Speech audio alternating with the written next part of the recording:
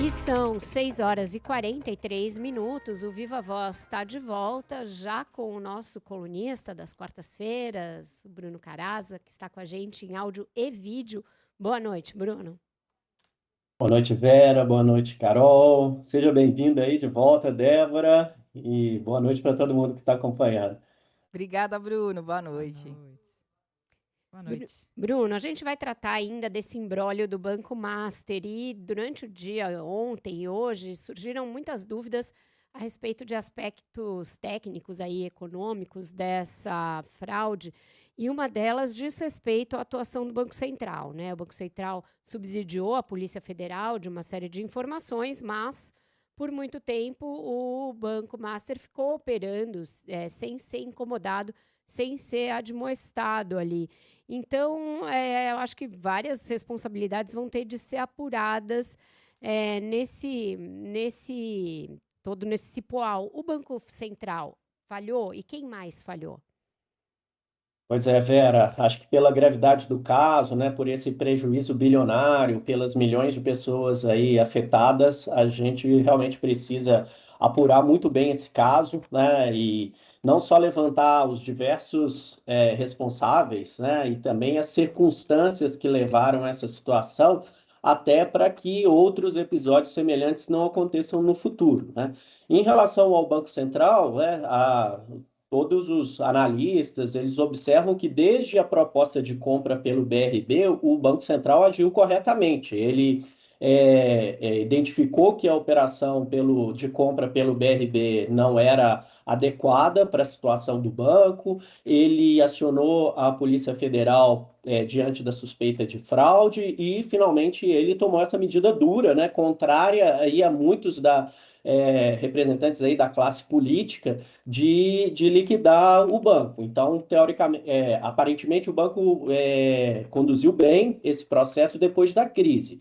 Agora, a gente precisa apurar a atuação anterior, né, do Banco Central, que fiscaliza a instituição e verificar se, do ponto de vista da fiscalização, do ponto de vista, né, das evidências que, se elas já surgiram, né, já havia evidências aí de uma gestão fraudulenta, se o Banco Central não deveria ter agido antes, né?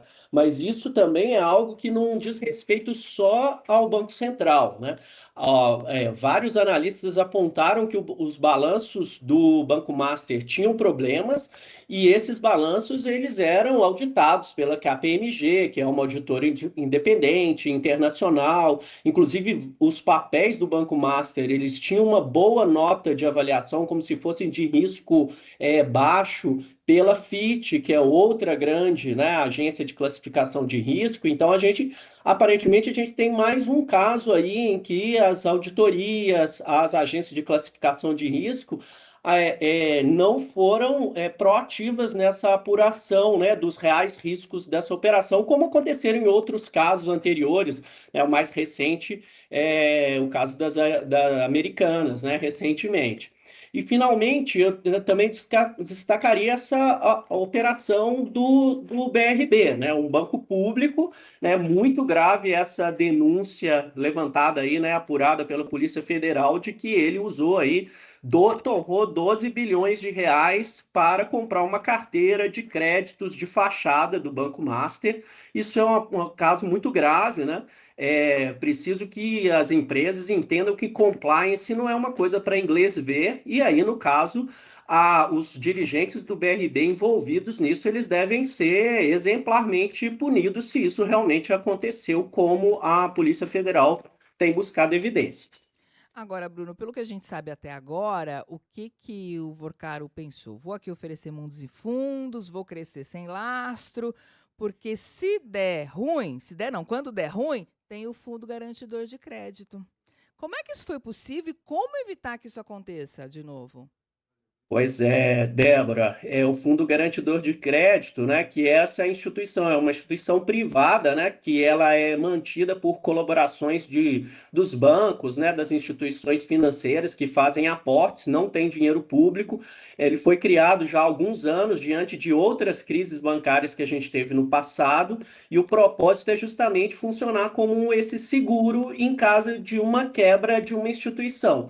Mas o Vorcaro, na verdade, ele aproveitou essa brecha, ele identificou nisso uma oportunidade. Então, ele lançou os papéis que não tinham lastro, como você mencionou, e ele divulgava como essas operações como operações sem risco, porque se elas envolvessem aplicações de até R$ 250 mil, estava garantido pelo recurso do FGC.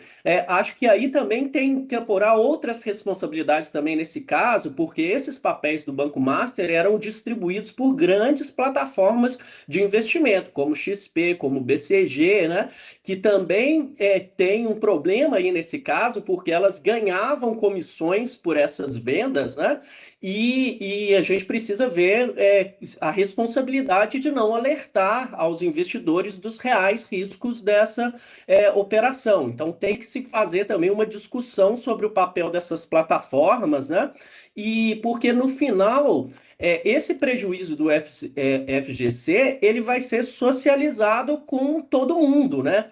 Porque os bancos vão ter que refazer novos aportes para o FGC e, obviamente, os bancos vão cobrar, né, por meio de taxas de juros mais altas, por taxas bancárias mais altas, para extrair o recurso dos clientes, né, de todos nós, para refazer os recursos do fundo. Então, o próprio fundo tem que ser repensado para evitar essa brecha para esse tipo de comportamento oportunista, como aconteceu por parte do Banco Master. Ô, Bruno, na lista dos mais afetados aí, a gente tem vários fundos de pensão, né, com destaque para o Rio Previdência. Por que sempre que tem escândalo de fraude bancária, tem fundo de pensão no meio?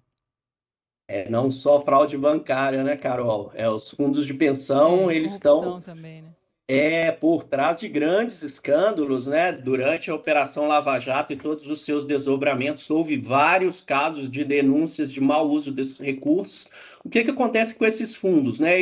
Eles coletam contribuições dos funcionários, aí no caso, esses fundos envolvidos eram todos fundos de órgãos públicos, né? De estados ou de municípios, e eles acumulam um valor muito grande de recursos que eles administram, fazem aplicações para pagamentos no futuro para aposentadoria desses servidores públicos ou desses empregados de estatais, né?